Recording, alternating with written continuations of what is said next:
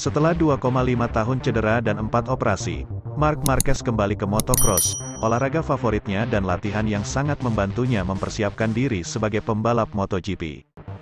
Dalam wawancara pra-Grand Prix Valencia, Kamis, rider Honda menjelaskan sudah melibatkan olahraga itu sebagai persiapan rutin dalam tujuan kembali ke kehidupan normal.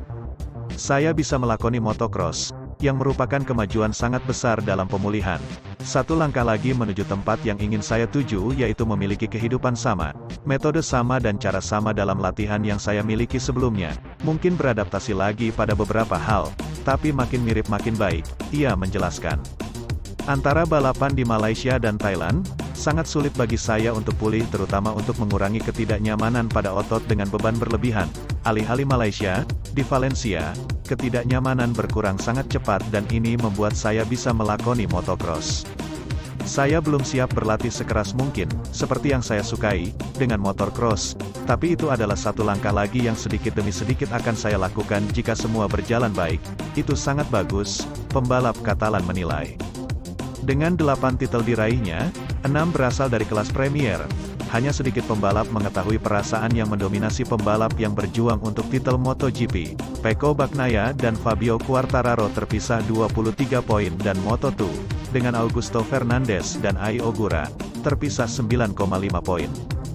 Jika saya Augusto atau Pecco, saya akan mengatur akhir pekan hingga minggu secara normal, mendorong keras. Pada minggu, seandainya saya Pecco, saya akan menyelesaikan balapan dan hanya itu, katanya. Kejuaraan adalah kejuaraan, dia sudah ambil risiko di Malaysia, di sini, dia hanya perlu finish dan hasil tidak masalah. Jika itu Augusto, Anda hanya harus melihat sensasi di sana dan Anda dapat memilih untuk mengontrol Ogura atau mencoba berada di depan. Dia punya dua opsi yang memungkinkannya untuk menang. Secara pribadi, saya melihat dua juara pada minggu. Hanya ada dua pembalap yang memperebutkan titel di dua level. Banyak yang telah dikatakan, sejak 2015, tentang bagaimana para pembalap berinteraksi di trek dengan mereka yang berduel demi mahkota. Marc Marquez membagi opini tentang bagaimana mereka seharusnya melakukannya. Itu tergantung pada karakter masing-masing pembalap. Seberapa ambisius Anda? Di Malaysia, kami melihat Jake Dixon bertarung ketat dengan Augusto. Dixon menginginkan podium dan dia mendapatkannya. Dia tidak melakukan sesuatu di luar regulasi, ujarnya. Saya ingat dalam beberapa masa lalu, di Australia, di mana saya bermain untuk titel, berkendara dalam grup dan mendapati roda lawan meninggalkan tanda pada baju balap. Apa itu terjadi? Ya. Terus kenapa? Yang lain juga ingin menutup musim dengan hasil bagus dan berjuang sepenuhnya dalam balapan.